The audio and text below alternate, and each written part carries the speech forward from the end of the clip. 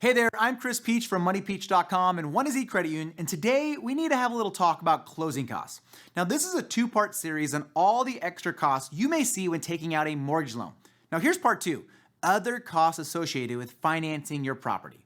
Now, when you put in an offer and your offer is accepted by the buyer, you must put down earnest money. Now, what is earnest money, you ask? Well, earnest money, or a good faith deposit, is a sum of money that shows the seller you are serious about purchasing their property. You can think of it as a deposit. And most realtors, they would recommend between 1% and 3% of the property's purchase price. But in some situations, it can also go up as high as 10% in competitive markets.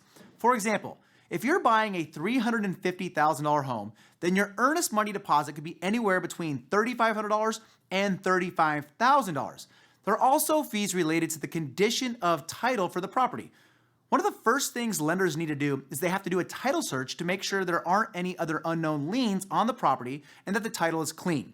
Now, these fees for title research and costs associated with title insurance, well, it protects lenders against title-related issue. It's also a good idea to protect yourself as well by buying your own title insurance. Imagine trying to find your seller several years later and asking them to solve a title issue that had unexpectedly surfaced. Another thing to keep in mind is if you didn't have a 20% down payment, you will likely have to pay private mortgage insurance or PMI. Now, this mortgage insurance is typically paid each month to protect the lender from default. We can't forget about taxes and insurance. Most lenders will require you to pay 2 months of property taxes up front and have a homeowner's insurance policy in place prior to your settlement date. Something else that you may wish to consider, especially if you're purchasing a house that is several years old, is a home warranty.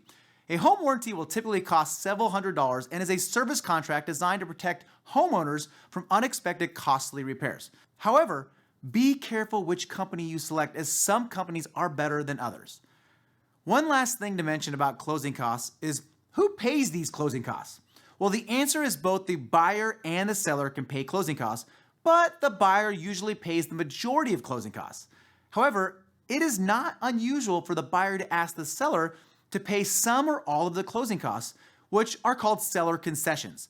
Now, this doesn't always happen, but it's something that is possible, especially in a buyer's market.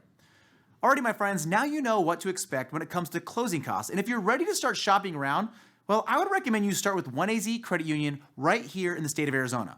And as always, thank you so much for watching this two-part series. And if you found this video helpful, do me a favor. Hit the like button, drop me a comment, and share this video so we can help as many people as possible make better decisions with their money.